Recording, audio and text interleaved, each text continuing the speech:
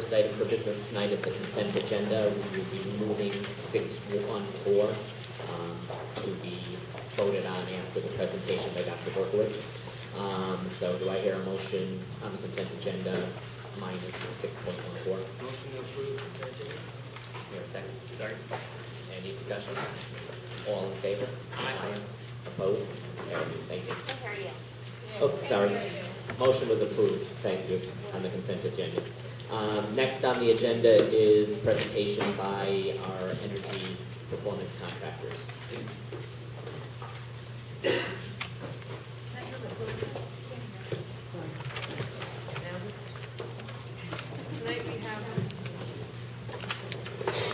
Tonight we have with us ECG Engineering. Kendra McClilton is the Director of Business Development, and she would like to discuss a potential project for energy performance contracting in the district. Kendra, thank you. Thank you.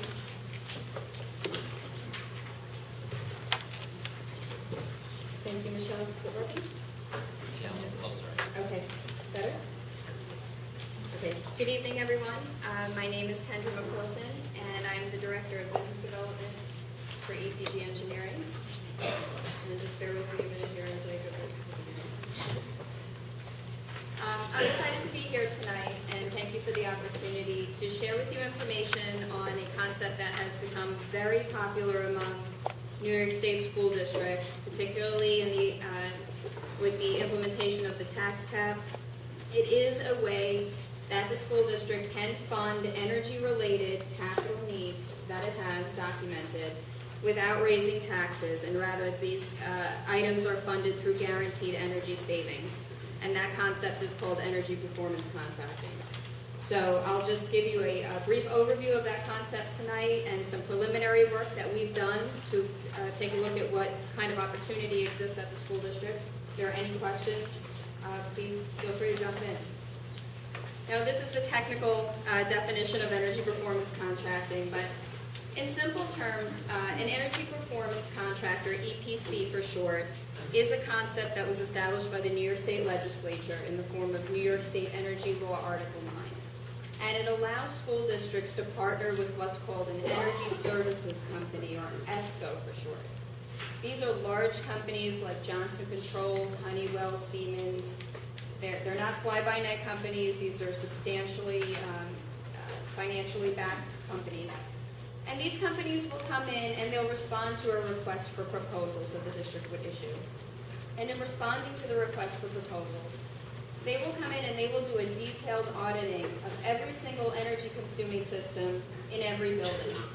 So they will be looking at things like lighting, steam traps, boilers, windows, doors, roofs. And they're going to be doing a comparison. What kind of technology is currently in place at the district versus what efficient technology is currently available on the market?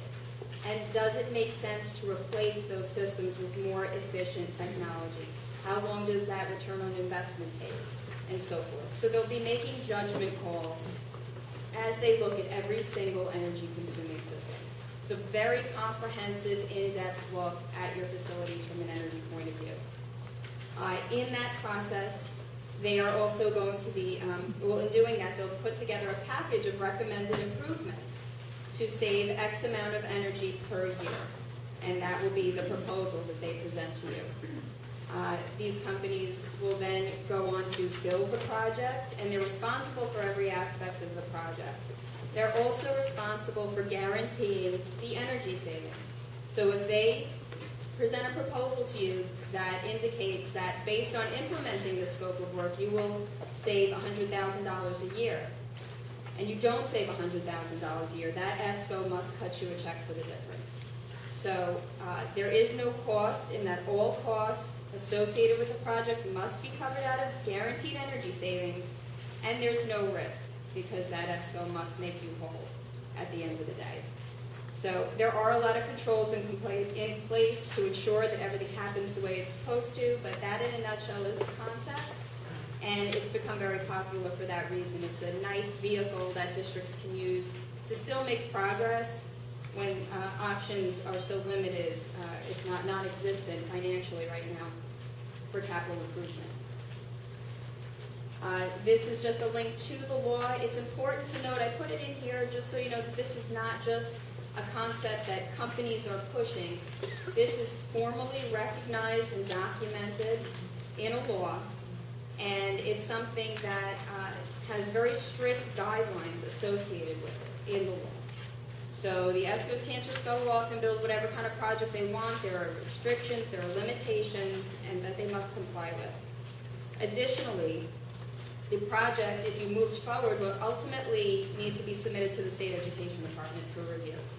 And because it's become so popular, SED is keenly aware of what they need to watch for, and they will be scrutinizing any project that comes onto their desk for approval. And so that provides an additional layer of protection for the school district. They're going to make sure that it complies with the law and that the district is not facing any undue risk at any point.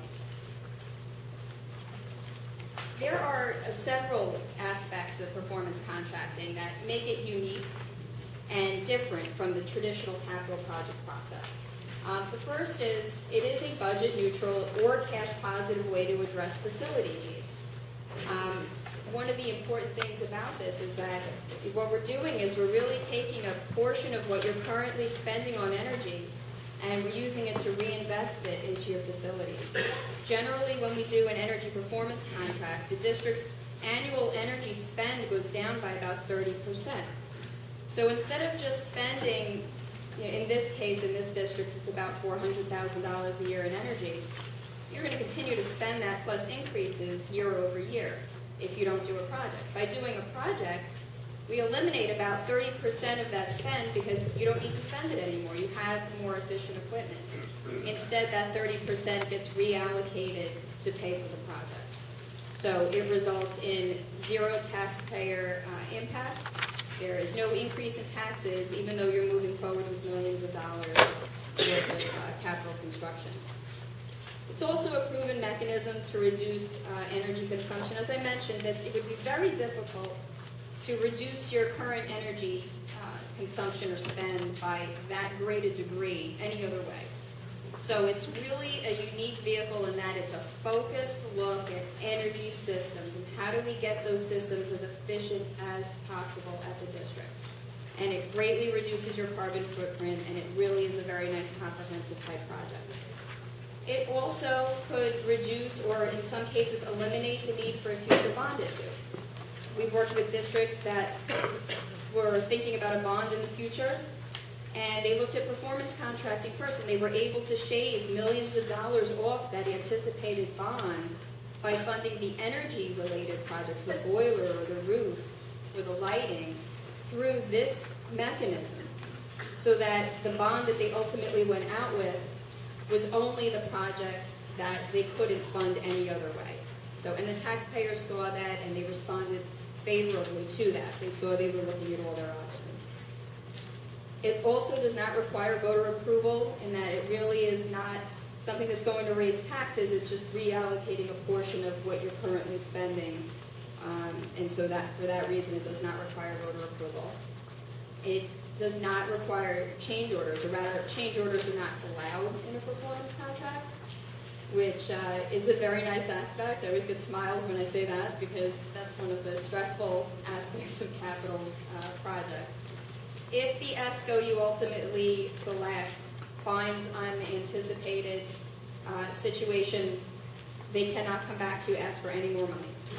So again, all the risk is really shifted to the ESCO as opposed to the district sharing all of that. That makes it very nice.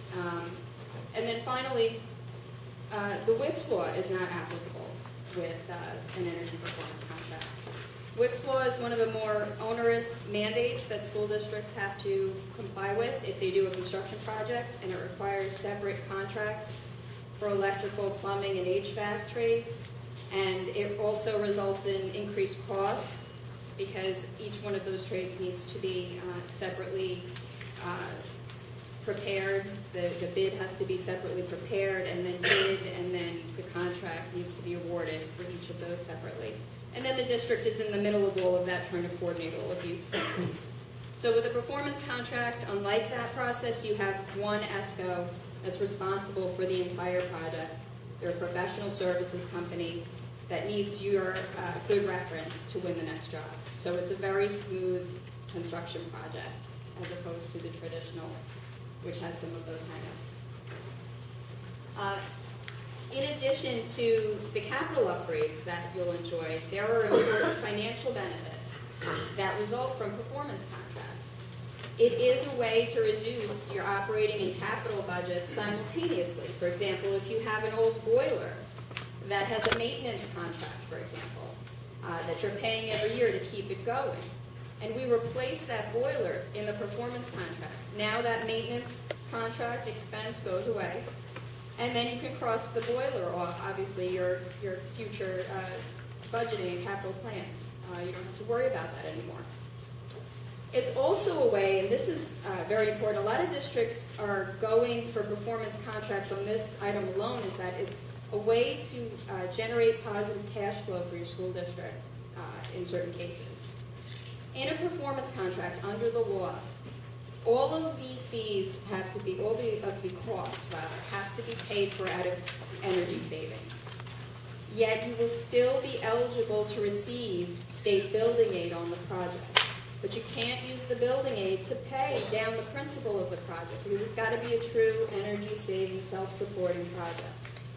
The only thing you can pay, the only thing you can use the state building aid to pay for is interest on the loan you would ultimately take out to fund the project. Once that interest is satisfied, whatever additional building aid comes down to your district is a positive cash flow to your school district. So usually the interest eats up the first 30% of building aid. Here, you normally get 59% building aid, but in a project like this, it would be 49%. And so they take 10% off for energy performance contracts. So you would be getting significant positive cash flow as a result of simply initiating the project. And in the case of this district, based on our estimates, it would be about $1 million over a 15-year period, positive cash flow to the school district, which is a benefit. It would be difficult if you could even generate it any other way. Really, again, just to reiterate, you're reinvesting a portion of what you're currently spending and what you will spend. Instead of just paying that $400,000 a year to the utility suppliers and getting nothing in return, you're taking about 30% of that, and that's going to pay off the project. And then finally, it does eliminate the possibility of expensive emergency repairs. If you do have an old system that we can address and fund for our project, we can move forward with that and address it quickly. If there's something like, for another example, with a boiler, if it's way beyond its useful life, you run the risk of having an emergency and paying emergency rates to have that problem rectified. So if we can head that off, if there's any situations like that here, we can try to do that. Why consider an EPC now?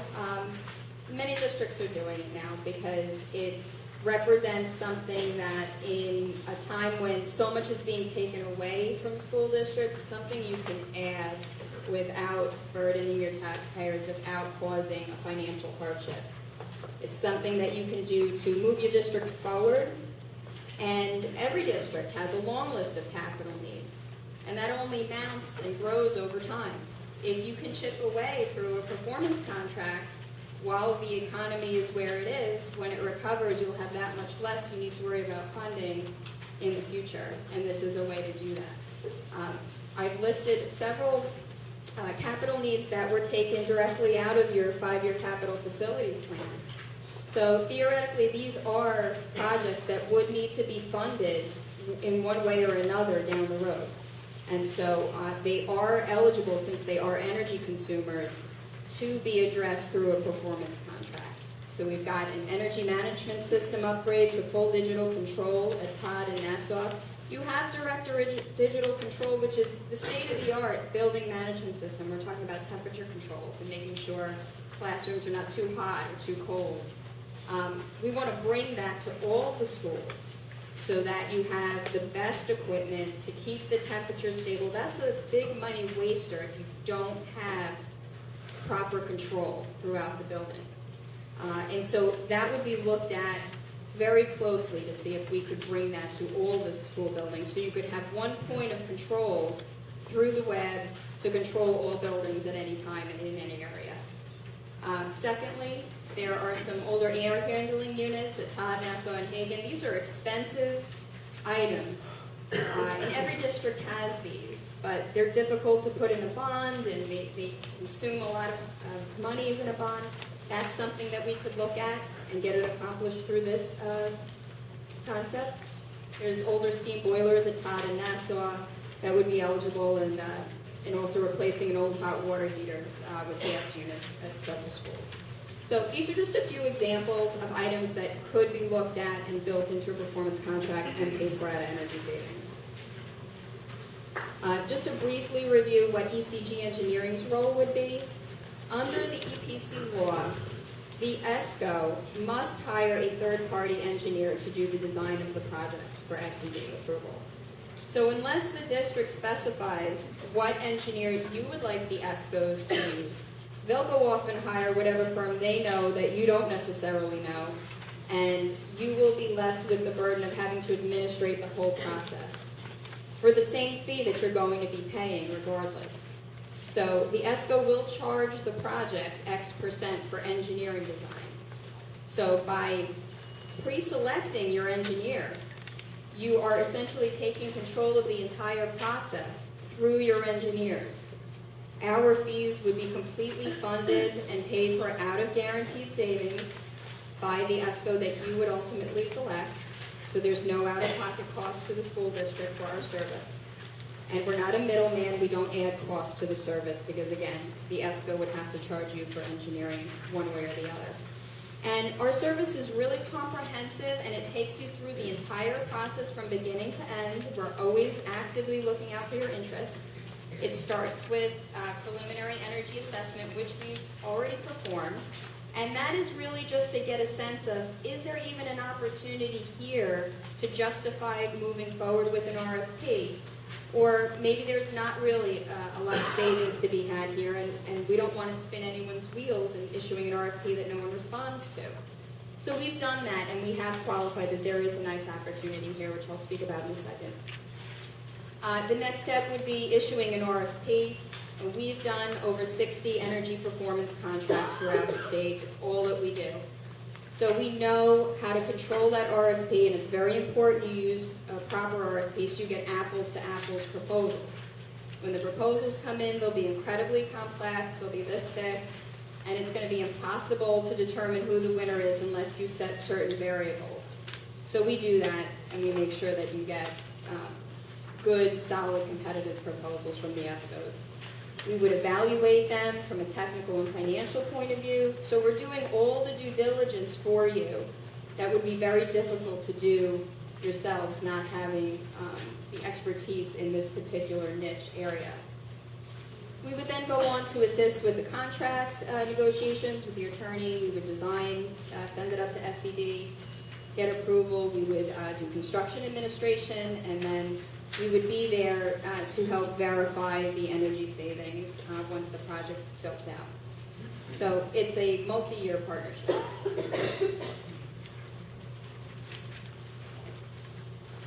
The activity to date, Michele was kind enough to allow us to just take a preliminary look at what the district is currently spending and consuming in energy per square foot of building space across the district. And we're doing that just to get a sense for how efficient is the overall operation. And when we're able to do that, we can then determine how large is the energy savings opportunity. The more efficient that you are performing, the less opportunity there is to save more. So you're doing a great job, and the scores for each building came out actually very good compared to what we normally see. And our findings reveal that there's about a $1.5 million energy performance contracting opportunity possible. Now, we're very conservative at this stage in the process. The ultimate project will be larger than this. We're estimating a 23% reduction in that number.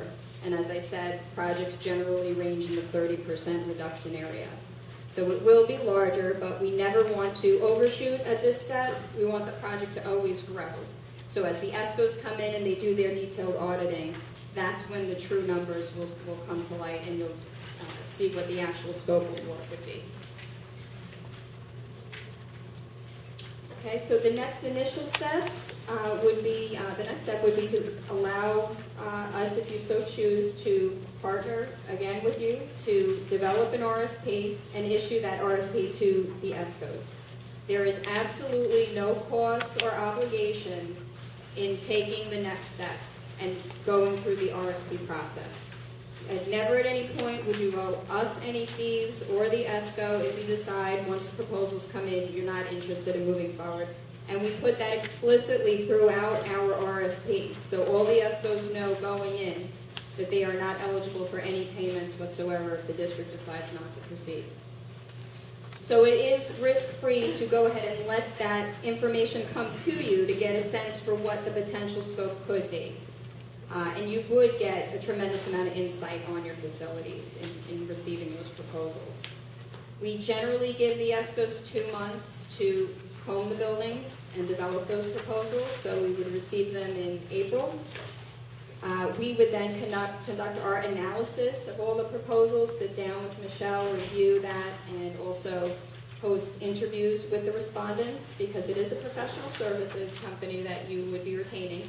So you need to be comfortable with the people behind the proposals and make sure that they're a good partner for your school district. And then what we have had a lot of success in doing is once we go through that whole process and we determine who we believe the winning ESCO to be, we could come back to you in the July timeframe. ECG could do a presentation on all the due diligence that was performed during the RFP process and how we went about our methodology to select a winning ESCO, and then also invite that winning ESCO to present to you their scope of work and introduce themselves to you. So that's just a way that we found that works nicely in the past. So in summary, there's a nice potential performance contract here that could address several of your capital needs at no cost to your taxpayers and with zero budget impact. So with that, I thank you for your time, and I'd be happy to take any questions.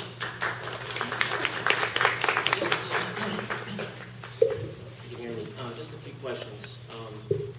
First, where's your office at in New York? Are you guys based out of in New York? Or? We're based on Long Island. We also have an Hudson office.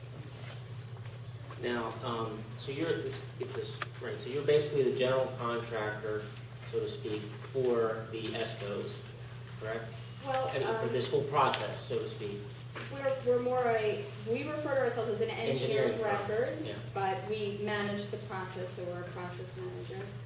And then, so you're saying you would put together the request for proposals and send them out to, and I forget, what does the ESCO mean again? Sure. Energy Services Company. Okay. So, does one ESCO win the bid? I mean, they're capable of doing all full service? I mean, heating, air? Yes, they would hire any and all subcontractors Subcontractors. that they would need to. Some of them have certain ones in-house. And they're happy to use subcontractors that are local to the community, which is also a really nice aspect. You can dictate to the ESCOs local subcontractors you've had success using, and they're more than happy to retain them for the project. And so you said you've done about 60 of these? That's between the 3 states that you work in, or just New York? Well, it's predominantly New York. Okay. And of those 60, about, I mean you're not going to know this exactly, but is there a predominant ESCO that is chosen? We actually did run this analysis because the question does come up. I mean, we're only interested in what ESCO is presenting the largest, most responsible project for our customer, and you pick the ESCO. We're not pushing any particular ESCO. We're boiling down the information so it's easy, to look at. But on Long Island, there is one ESCO that is the dominant ESCO, and what you find is, as I'm sure might exist here, that districts tend to take a lot of comfort in who their neighbors have used and had success with. So there is one ESCO that's won maybe 10 or 15% more than the others have, and then the others are really split equally. And then, so you would send, the next step, like you would send out the request for proposals. And there's no fee up to that point. So reviewing this request, that's when the fee would start, or no? The fee actually does not start until you sign a contract. Sign a contract. And we would not get paid unless or until you sign a contract with an ESCO. And really there's another step in between there where the winning ESCO goes on and takes another 3 months to refine their proposal. It's not carved in stone, so whatever they present, you have the ability to adjust.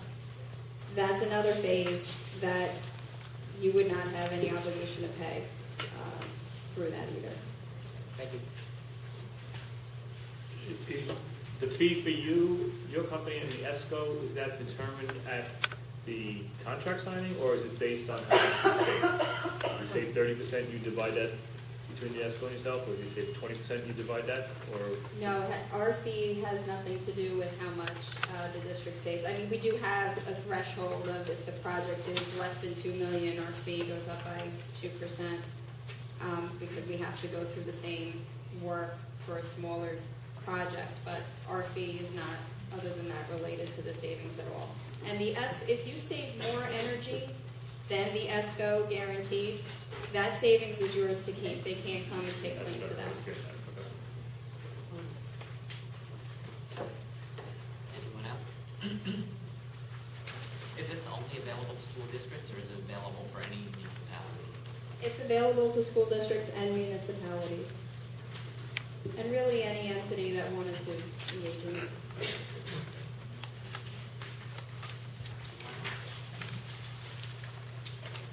Do we have to do anything tonight? Prove it, or? Well, there's no harm in getting a request for proposals, Right. there's no cost. Well, there are other engineering firms, correct, out there doing this? There is no other firm that's completely dedicated to this specific area that I'm aware of. Some of them are getting involved with it now, but we're the only full-service engineering firm that does only energy performance contracts. I mean, I'm not comfortable making a decision right now, we just have a presentation without looking into other engineering firms or other processes out there, but I mean, I will say that the presentation was well done. Thank you. Thoughts? Even if we wanted to look at other engineering firms, we could always look at that. It costs nothing to get started and find out what the savings could be at a projected time. That's how I understand it, correct? I mean, we could have other engineering firms come in and give us the same type of thing, and if they charge a fee, obviously, it's simple to figure out who should be got. Am I not correct? Or?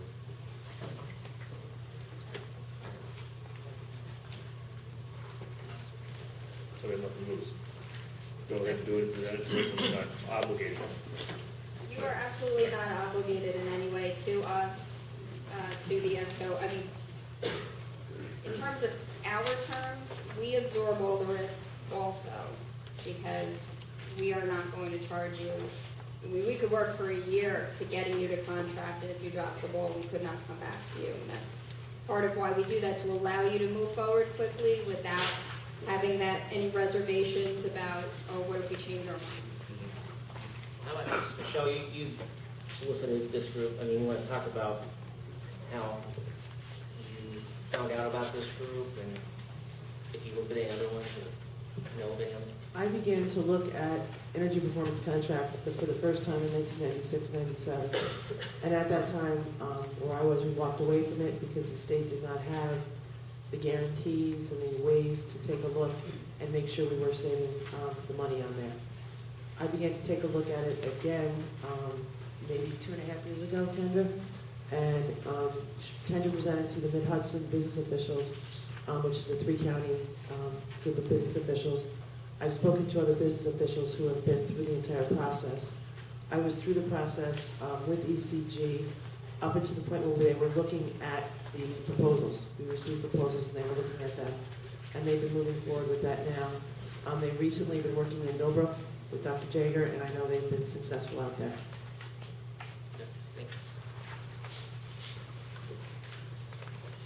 So, you wanna go for a motion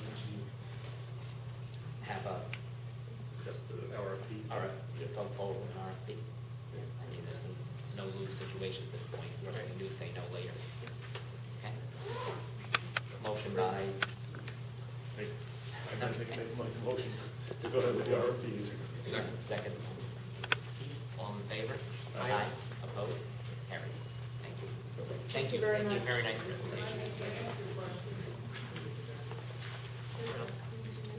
Oh, sorry. Okay. During your presentation, you talked about replacing a boiler that's not working properly. And then at that point, after the correction was made, you said there'd be no more maintenance fees after that? No, that's not, that may have been what I said, I didn't mean that. What I meant was that some districts have boilers that are so old that they pay a contract with an outside company to keep it going, essentially, to do work to keep it functioning. And what I meant was that that type of a contract would go away, but you would still absolutely need to do maintenance on the boiler, just like any other piece of equipment. Thank you. Thank you.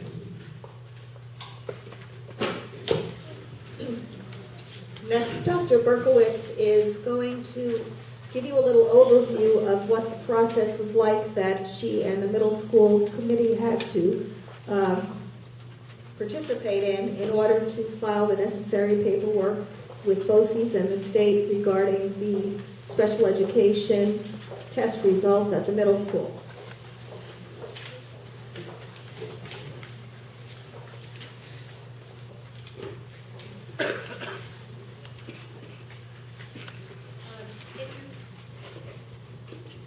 If you recall, can you hear me? If you recall, at the audit, we went through the explanation, the overview of this being cited for not making AYP at Todd for the subgroup of students with disabilities.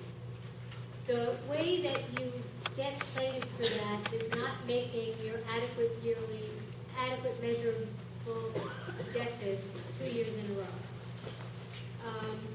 So what happened was, in ELA at Todd, in grades 6 through 8, for 2 years in a row, they did not meet the target number set by the state for progress for that particular group. And that would be an apples to oranges comparison. It's not the same students being compared. At the same time, the state is changing what that AMO number is, and they continue to raise it until it reaches 200. So Todd didn't make it for 2 years, and so we were required to do something called an SQR and to do a review because we were a first-year school in need of improvement. The requirements made by the state are huge, and Mr. Malfisher and his team did an extraordinary job of making the mark in doing all of this. He had to develop a school-based committee, and they had to do a comprehensive review that is driven by standards by the state education department. I have in front of me one of 3 binders that have to be submitted, ironically in paper form. Classroom observations were done by an outside team of observers to go into our special education classrooms and observe for specific things that they are asked to look for. An analysis of all of the data, reporting the findings, both positive and things in need of improvement, were discussed.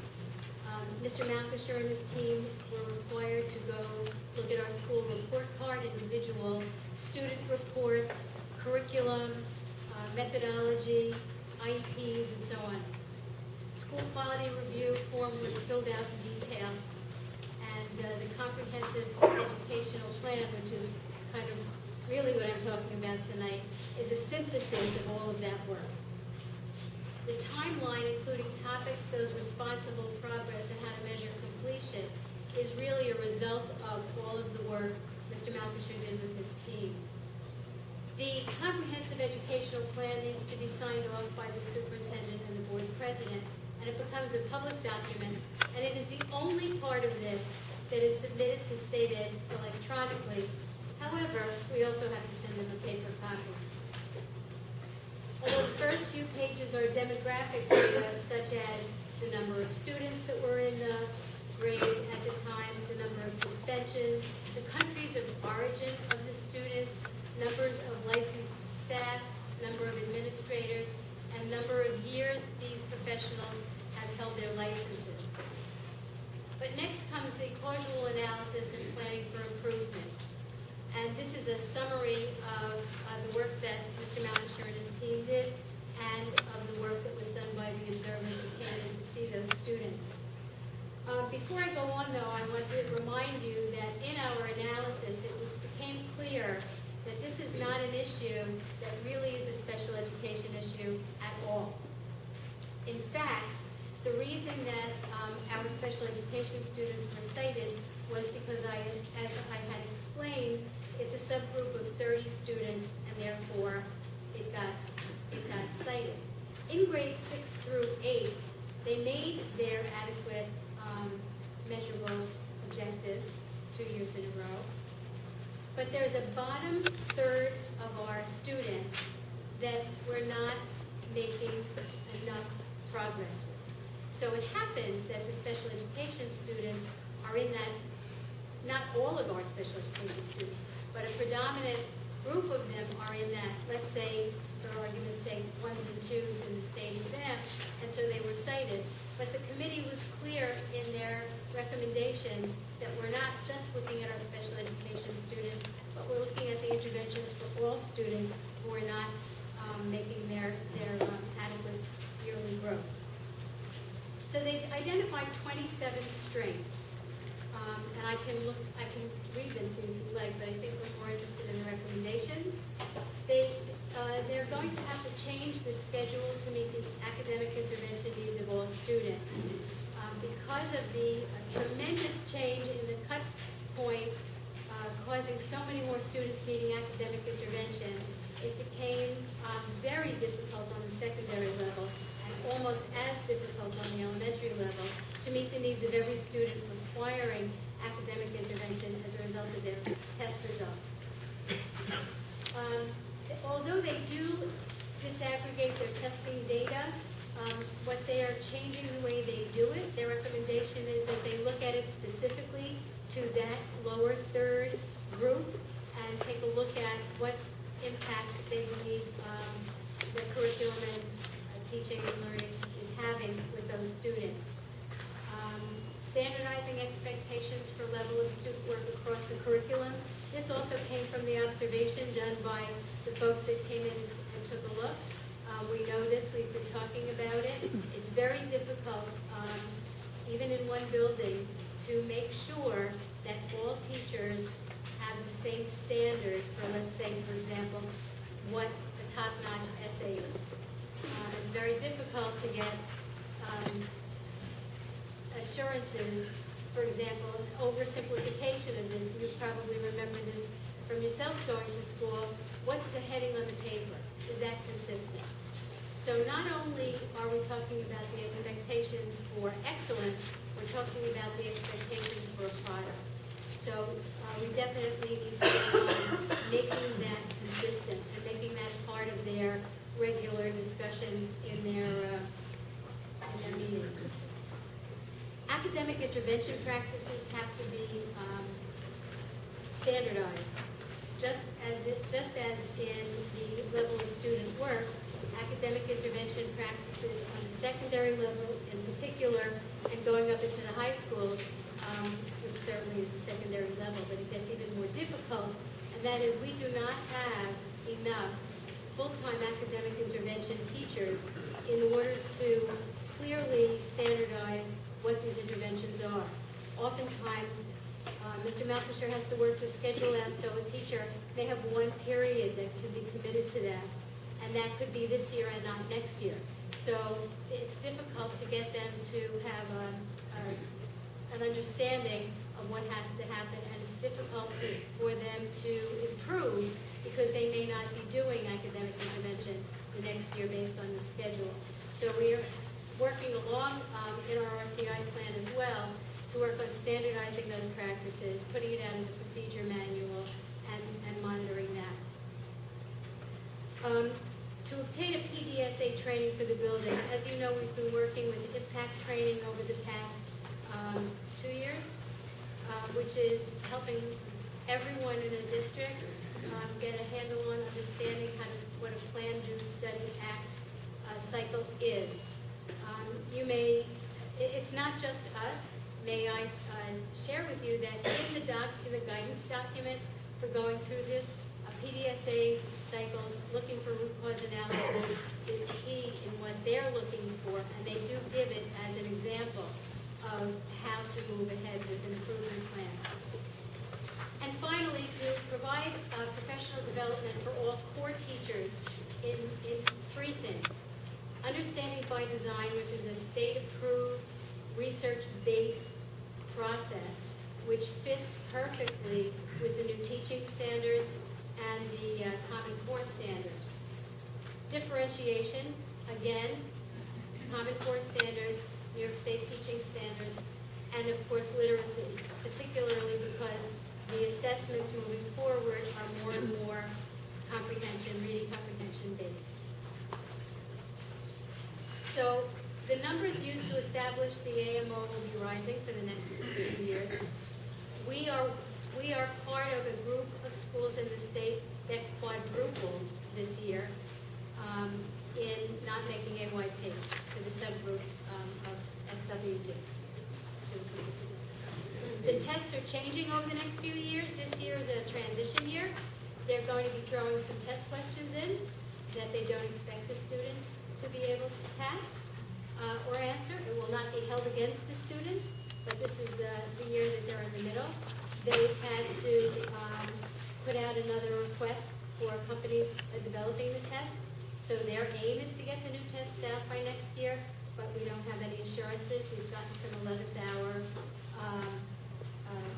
epistles from them in the past, so I wouldn't put it past them to do it moving forward. Also to remember that our 3 through 8 program did not make AMO last year for ELA and math. So that if we don't make the mark in ELA and math in the elementary schools and in Todd this year, Todd will be for ELA in the next level of this, and in math in the beginning level with this, along with the elementary school. Do you have any questions that I might be able to answer? We just have, is it this, I think it's the state, this whole waiver thing on the child left behind, does that have any bearing on this going forward? No Child Left Behind is the state's, it's like with the Race to the Top, it's the Right. state's agreement with the feds, we have nothing to do with that. And I don't have any indication from what I understand, from what I see from the state, that they have any interest in giving up the money. So I don't think that, I mean, we don't. And this is just, I just have to ask, do we have a standard of what a top-notch essay is? Yes. Do we have that? Yes.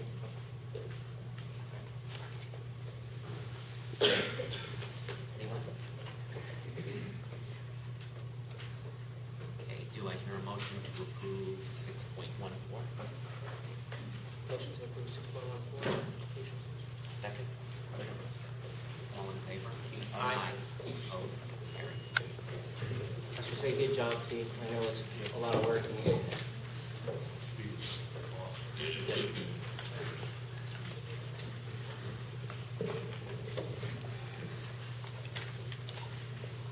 Okay, next is grade level. Yes, as the board is aware, we had asked that they be prepared to try to make a decision this evening about the number of sections at each grade level for next year, as well as whether they are willing to make accommodations to keep the current first graders in Hagen for next year, if they so wish, to avoid 2 transitions in a row, and to do the same for the current 5th graders at Nassau, if they so wish. The board has been given some information on this. Do you have any questions about the information?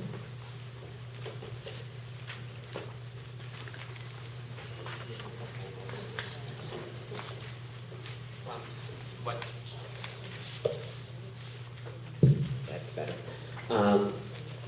What we have are the 5 and 4 section options for grade level schools.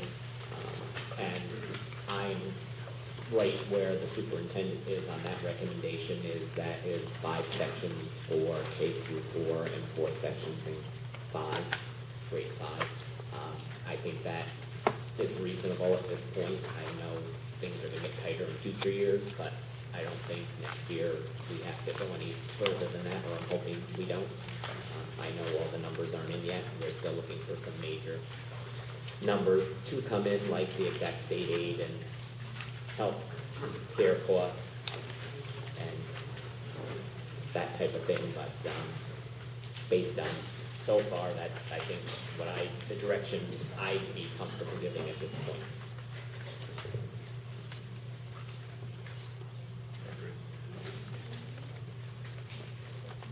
And then for 4th grade, You can't hear anything you're saying. Did you hear what I said? Yes. Okay. I think Dr. Willoughby said he I agreed, agree. and Ralph? I think Mike was alluding to the other options for the 2nd graders and the 4th graders. So I just figured we get the one out of the way first, and then we can move into the 2nd. So is that a consensus on the numbers for grade level as far as sections? We need a motion. Do you, okay. So do I hear a motion to move the superintendent's recommendation? Yes. I'm sorry, I can you move to say what accept the it. recommendation is again? Yes, the recommendation is 5 sections K through 4 and 4 sections in grade 5 next year. Do you want to read the average class sizes? The average class sizes in K through 4, again, with current numbers, are anywhere from 20.4 to 20.8 per class. And then in grade 5, it would be 23.5. So I'll make a motion to accept the superintendent's recommendation for the section sizes. second. Motion made and seconded. Any further discussion? All in favor? Aye. Opposed? Carried. Now, the second piece is allowing, let me get this right, second, Current 1st graders to remain at Hagen next year as 2nd graders rather than move to Nassau and then have to move back to Hagen as 3rd graders. and That entails a cost of about $65,000 for the 1 year, which we would then realize the following year when all of the 2nd graders were in one building. as Correct. Well, the following year, we'll be talking about the different 2nd graders. But that cost is because of extra staffing needed in the library and in art. It's 0.5 of librarian that we would have to keep next year, and 0.2 of an art teacher in addition to what we have planned. Lois, we're doing getting a survey from the parents of the 4th graders, but not. We have 2 surveys. 2 surveys. One of them is complete. We have the surveys back from the 1st grade parents who almost unanimously, which is not surprising, asked to keep their children at Hagen so that they don't have to go back and forth 2 years in a row. There were 2 parents in that grade level who requested having their children go to Nassau because of siblings who would be attending there. We would make it clear to them that they would be the only 2 children from Hagen attending Nassau, but if they still wanted to do that, that would be their option. And then for the 4th grade, we're going to approve pending the survey. Essentially, yes. The 4th grade parents about half of them met from Nassau Thursday evening. We discussed pros and cons to 3 separate options. One of the options was to remain as a single 5th grade section at Nassau next year. The negatives to that really had to do with the fact that they would be in one class with the same 24 students all year, as the students had experienced when they were in, I believe, 1st grade several years ago. The other negative is that the next oldest children in the building would be 2nd graders, and so the 5th graders would be somewhat of an isolated pod. The second option was the ability for the one section of Nassau students to go to Todd a year early to avoid a second transition. And the third option was to just move to Hagen and make the double transition. Of the group who was there, everybody said they didn't like the Todd option, so that was more or less known that that wasn't going to be the decision. But the parents took home a survey to choose between attending Nassau or attending Hagen, and parents who were not at that meeting were mailed a copy with minutes from the meeting and asked to respond by this Friday. If we were to keep the section at Nassau of 5th graders, it would cost additionally approximately $20,000 for one additional period of physical education for the year.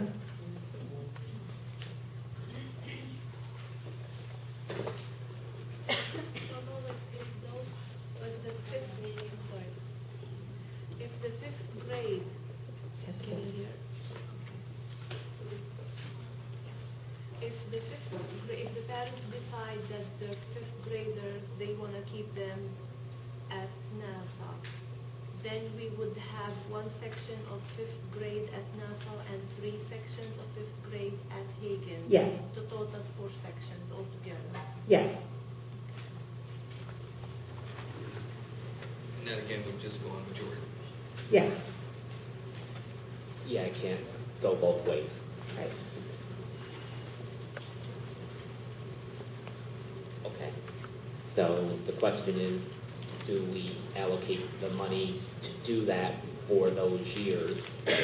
Again, as we go forward, we've got to find approximately 1.3 million for cuts this year, and obviously that wouldn't be part of the 1.3 if we're leaving it there.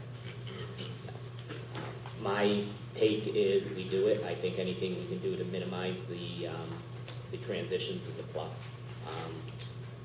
Flip-flopping back and forth one year after the other is not the best situation. So I think that could help minimize that for several students, and we go that way at Hagen, and then since that seems to be a preponderance of the people. And then the second is at Nassau, I would say do the same thing and allow them to make the choice if it needs to stay at Nassau, and we appropriate the $20,000 to do that, and if it doesn't, then it just is additional savings for this year. Yeah, I concur that, as long as the parents are well informed of, I know you had the meeting, but the more information you can get them to the benefits, the pros and cons, just let them choose, and then the majority has to rule at that point. I'm also in agreement, whatever we have to do to make that the easiest transition. Okay, so do you want to hear a motion to Motion to approve the superintendent's recommendation on current first year, staying 2nd year, and current 4th graders will be 5th graders at Nassau, having the choice to stay there based on the parents' decision. Well, but by majority. By majority. By majority. Seconded. Okay, motion made and seconded. All in favor? Aye. Opposed? Carried.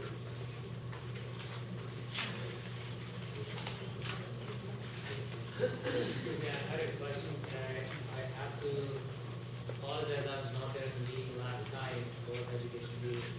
But after the grade level school decision, is the board actually thought of seeking general community calls in terms of the likes and dislikes, or if there's any avenue of any discussion on the subject further?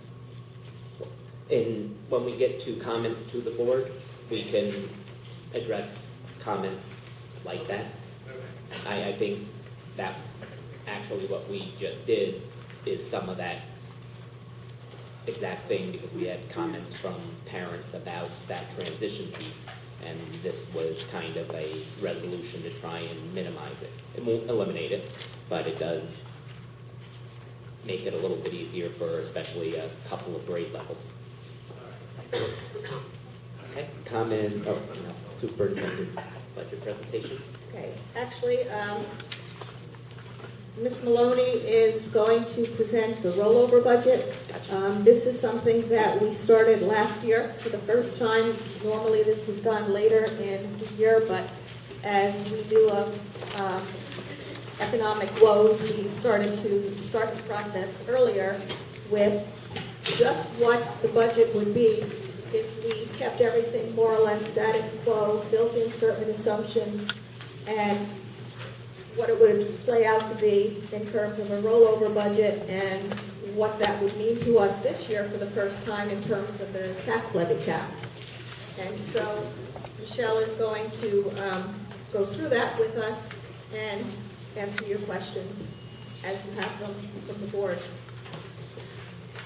Thank you. Can you hear me? Okay, the first part, I'm just going to give you a presentation overview.